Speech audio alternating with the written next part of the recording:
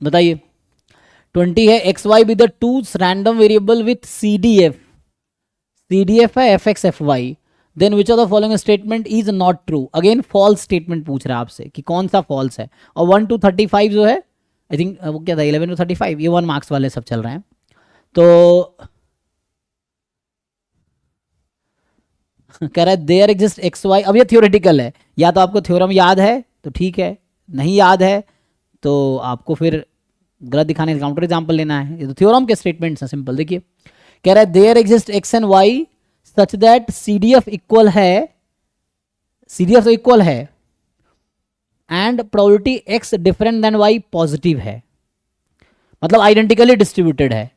X is identically distributed with Y और X different है Y से, उसकी प्रोबेबिलिटी पॉजिटिव है। ऐसा कोई एग्जिस्ट करता है क्या? तो आप एग्जिस्ट है, एक एग्जांपल ढूंढ पाएंगे, ट्रू नहीं तो फॉल्स। कोई बताइए। कोई तो मिल ही जाएगा। बताइए कोई एक। मतलब एक ऐसा एक्स रैंडम वेरिएबल ले कि दोनों का एक्स और वाई अलग अलग हो हम्म और उसका सेम है, ऐसे तो हो ही जाएंगे।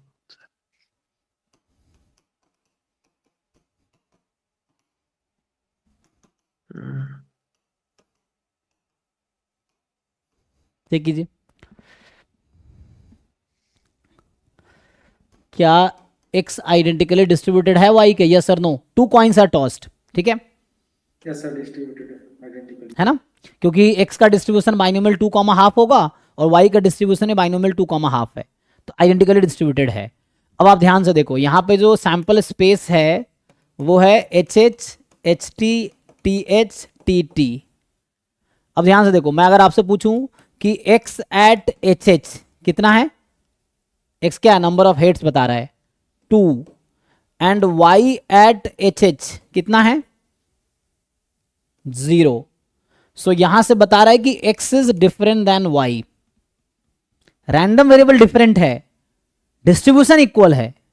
Random variables are different, random variable is a function, ठीक है ना। तो रैंडम वेरिएबल डिफरेंट है, उसका डिस्ट्रीब्यूशन कॉमन है। अब देखेंगे कि एक्स का डिस्ट्रीब्यूशन और वाई का डिस्ट्रीब्यूशन कॉमन है, X binomial 2,5, Y is also binomial 2,5। तो X Y different random variable है जिसका कॉमन डिस्ट्रीब्यूशन है, ठीक है। तो अगर इसी के करस्पॉन्डिंग निकाल ले तो नॉन जीरो तो आ ही जाएगी, है ना। तो इसका मतलब जैसे बोला X not equal to Y, तो एटलीस्ट वन आउटकम जो होगा, आपको ये ठीक से समझना है। जब कहीं ऐसा लिखा होता है ना X not equal to Y, तो आपको ध्यान रखना ये ऐसा पूछना चाह रहा है वैसा आउटकम सैंपल स्पेस का जिसके करस्पॉन्डिंग ये इक्वल हो, तो ये हिडन है ना। इसका एक्चुअल मतलब ये है कि count those outcome of sample space that will correspond different value of random variables. तो वैसा ओमेगा क्या होगा जिसके करस्पॉन्डिंग दोनों random variable different value generate करेगी। तो जैसे एक आउटकम मैंने आपको लिख के दिखाए, टीटी पे भी ऐसा ही होगा, टीटी पे भी डिफरेंट आएगा, लेकिन एच एच एस टी पे इक्वल आएगा, है ना। तो अगर यहां पे इक्वल होता तभी ये ट्रू स्टेटमेंट होता। मैं कह रहा हूं यहां नॉट इक्वल के बजाय अगर इक्वल होता ना, देयर एग्जिस्ट ना, चेक कीजिए, तो फिर कुछ और आउटकम मिल जाते हैं मुझे। तो ये ट्रू स्टेटमेंट है, इनडायरेक्टली कहने का मतलब ट्रू स्टेटमेंट है। देयर एग्जिस्ट बोल रहा है कि आइडेंटिकली डिस्ट्रीब्यूटेड है और एक्स डिफरेंट है वाई से, उसकी प्रोबेबिलिटी पॉजिटिव है। तो यस, है ना, ये निकालोगे आप तो यहाँ पे दो आउटकम आएगा, H H and T T, ये आएगा। ठीक है जी, तो पहला स्टेटमेंट ट्रू है, मैंने ये जस्टिफाई किया कि first statement is true statement. मुझे फॉल्स चुनना है, so first is a true statement. Second, there exist x and y such that X Y identically distributed है एंड एक्स बराबर वाई होने की प्रोबेबिलिटी 0 है।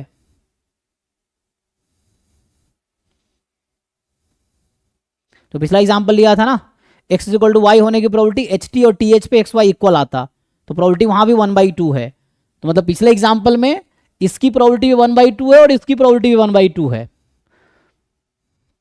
तो हमें एक ऐसा एग्जाम्पल ढूंढना पड़ेगा जहां एक्स इक्वल टू वाई की प्रोबेबिलिटी 0 हो जाए, जहां एक्स वाई इक्वल ना हो लेकिन प्रोबेबिलिटी सेम रहे।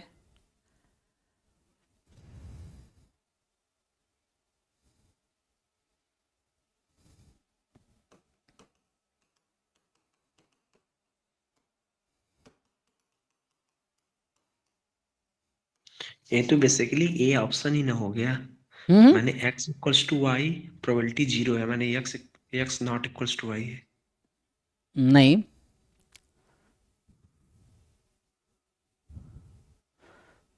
मैंने x, ये तो फर्स्ट जैसा ही हो गया ना। तो फर्स्ट में क्या x इक्वल टू वाई की प्रोबेबिलिटी 0 थी, जो पिछला एग्जाम्पल मैंने लिया था। अगर पिछले एग्जाम्पल में मैं आपको ये दिखा रहा था x डिफरेंट देन y, तो इसमें आउटकम आया था HHTT, तो ये हो गया 1/2। अगर आप उस एग्जाम्पल में ये निकालते x इक्वल टू वाई, तो मिलता HTTH। पिछले एग्जाम्पल की बात कर रहा हूं जी, वो भी 1/2 है।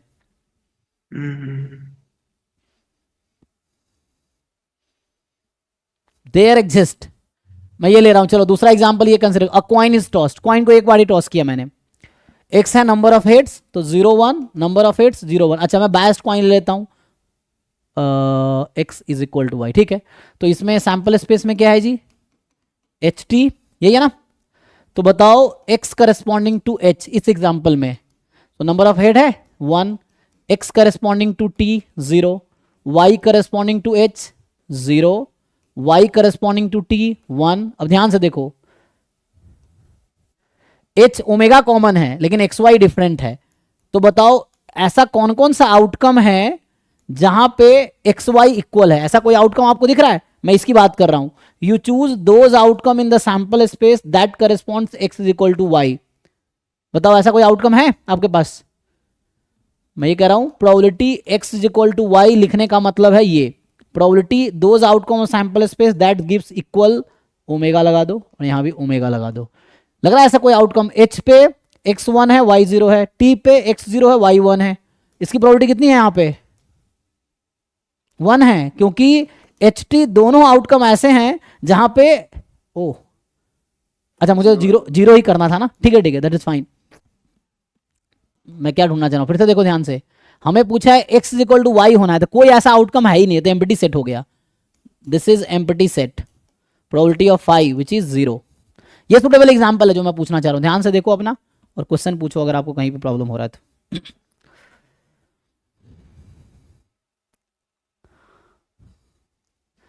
मैं ये कहना चाह रहा हूं कि x omega is different than y omega for all omega belongs to this, मैं ये बोलना चाह रहा हूं यहां पे हर ओमेगा के लिए डिफरेंट है, मतलब इक्वल किसके लिए? किसी के लिए भी नहीं। So there is no outcome in the sample space that gives x and y equal. So ये भी ट्रू स्टेटमेंट है।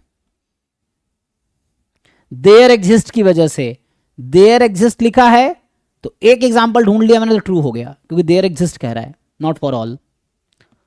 अब कह रहा है अगर एक्स वाई इंडिपेंडेंट है तो X square Y square independent होगा। सिंपल थ्योरम है कि एक्स वाई इंडिपेंडेंट है तो F X and G Y H X and G Y are independent, any function of X and Y are independent, well defined. तो ये तो ऐसी theorem है, ट्रू स्टेटमेंट है। अगर X square Y square independent तो एक्स वाई इंडिपेंडेंट होगा? No.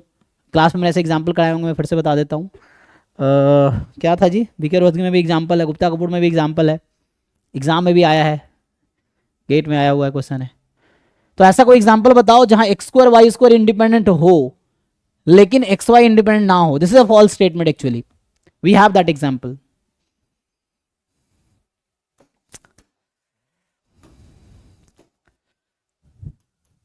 बताओ ऐसा कि याद है किसी को?